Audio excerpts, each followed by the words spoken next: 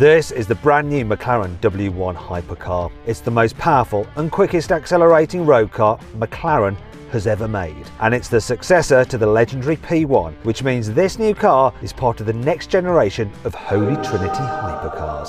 The W1 will have to compete with the LaFerrari successor, which will be revealed very soon. And Porsche's dropped plenty of hints about its future 918 successor too. But before we get into that, I'm going to tell you everything you need to know about the new McLaren W1. Launching a new flagship hypercar is tricky, and I'm not sure McLaren has got it right with the W1. The side profile looks like a two-tone Senna without the rear wing, and the front looks like a mix between the limited edition Speedtail and the rare as rocking horse McLaren Sabre. There are a few nods to the P1, such as the way the brake lights wrap around the rear bodywork. But overall, this car doesn't have the same wow factor as McLaren's first hybrid car did when it arrived back in 2012. But what do you think? Do you agree with me? Please have your say in the comment section. I really want to see what you all think. McLaren has developed a completely new V8 engine for the W1, and it sounds like it's going to be an absolute banger. Not a banger as in it's going to blow up. You get the idea. It has the same 4-litre displacement as in previous McLarens, but it has fancy new internals that help it rev to 9,200 RPM. That's 700 RPM higher than the P1 could manage, and only 50 RPM shy of the naturally aspirated V12 in a LaFerrari. Previously, the most powerful engine in a road-going McLaren was the 835 horsepower V8 in the Sabre. This new engine cranks out 928 horsepower. However, the biggest difference between the W1 and other recent V8 McLarens is that this car comes with a hybrid system.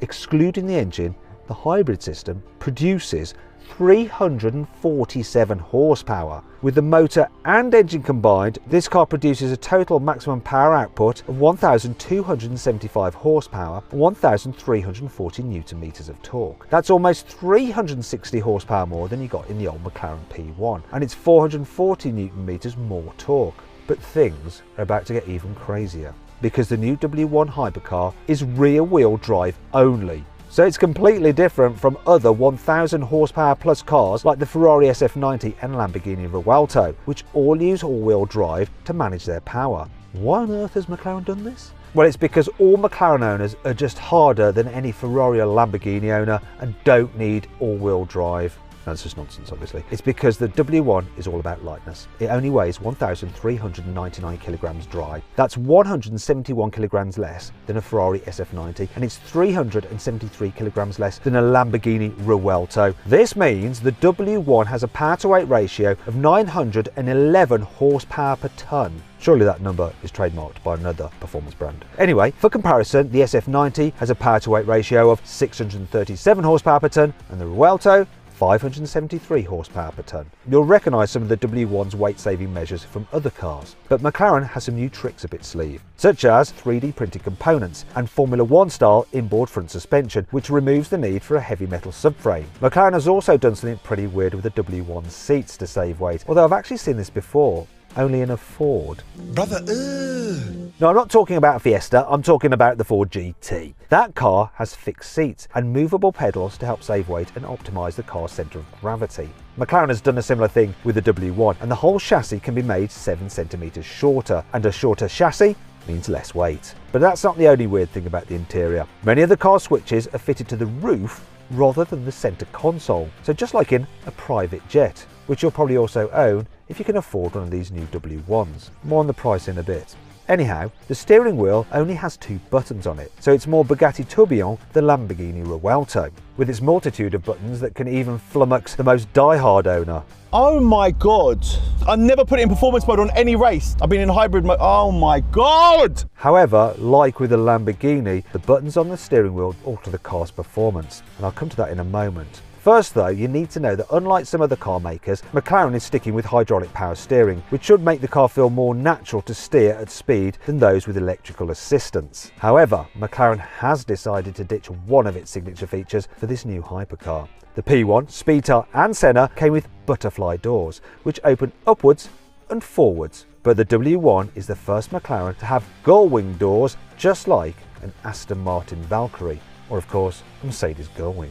These have been designed to help improve the airflow down the side of the car, and they're just one example of some simply bonkers aerodynamics on the new W1. But before we get into those, I'm going to give you some of the performance figures because I know you've been waiting for them. McLaren says the W1 will accelerate from 0 to 60 miles an hour in 2.7 seconds. That's a tenth of a second quicker than the P1 managed it in. However, it is 0.2 of a second slower than a Ferrari SF90 can do. Now this isn't a big surprise given that the McLaren is rear-wheel drive and the Ferrari is all-wheel drive. But once the McLaren gets going, its performance is truly insane. It'll accelerate from 0 to 124 miles an hour in 5.8 seconds, which is almost a second quicker than the Ferrari SF90 can do it in. And it accelerates from 0 to 186 miles an hour in less than 12.7 seconds, which is quicker than a Bugatti's Chiron. At some point though, the Chiron will come past it because the W1 tops out at 217 miles an hour. But that's quick enough for most people in a straight line. And anyway, this car is all about the corners. In fact, the new McLaren W1 can lap Nardo's handling circuit a whole 3 seconds quicker than the McLaren Senna could do.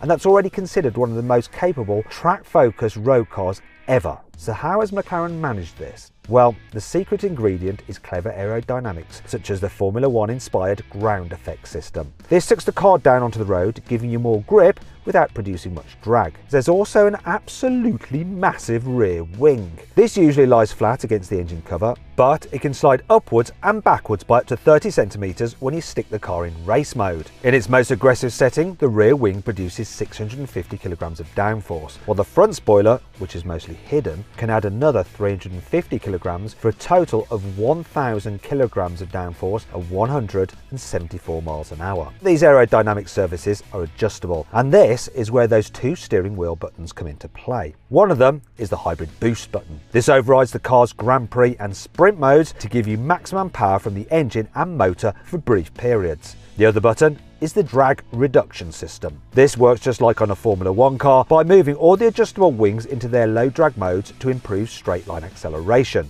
With the DRS engaged, the W1 produces 20% less drag than a McLaren Senna. Hit both of these buttons at the same time and that's how you unlock the W1's insane Bugatti beating mid-range acceleration. So, how much does all this cost? Well, in the UK, the McLaren W1 starts from £2 million after tax. However, every single one of the 399 McLaren W1s which will be built have already been allocated to customers. So if your name isn't on the list already, you might have to wait another 12 years for the next hybrid McLaren hypercar. Or you could switch teams and go for something with a Porsche or a Ferrari badge instead. Well, so long as you bought enough of their cars in the past, otherwise you can forget about that too. And that brings us on to the other future Holy Trinity hypercars. So Porsche's already teased a successor for the 918 Spider in the form of the Mission X concept. This was supposedly powered by electric motors, with the aim of being the quickest road-legal car around the Nürburgring Nordschleife. Unlike many other concepts, Porsche hasn't ruled out building a production version. It even said that if the Mission X goes into series production, then it should have a power-to-weight ratio of roughly 1 horsepower per kilogram and produce more downforce than a 911 GT3 RS. Sorry about the accent, Porsche. I don't know, maybe that was one of the American spokespersons who said that. Anyhow, no prototypes have been spotted of that car yet. Ferrari, on the other hand, has been spotted numerous times testing its own Holy Trinity hypercar, reportedly codenamed the F250. Rumours suggest this LaFerrari successor could ditch the iconic naturally aspirated V12. Instead, it may use a de-restricted twin-turbo V6 engine derived from the Le Mans winning 499P racing car. That car's all-wheel drive system may also make an appearance, in which case you can expect significantly more than 1,000 horsepower and a 0 to 60 mile an hour time close to 2 seconds flat. How will these cars compare to the McLaren W1? Well, make sure you subscribe to this channel because I'll be uploading videos about each of them as soon as they're revealed. I hope you enjoyed the video. If you did, give it a like. Let me know what you think of it in the comments below. Click on the video windows for some more videos and on the CarWow logo to see how much you can save on your next car. Thanks for watching.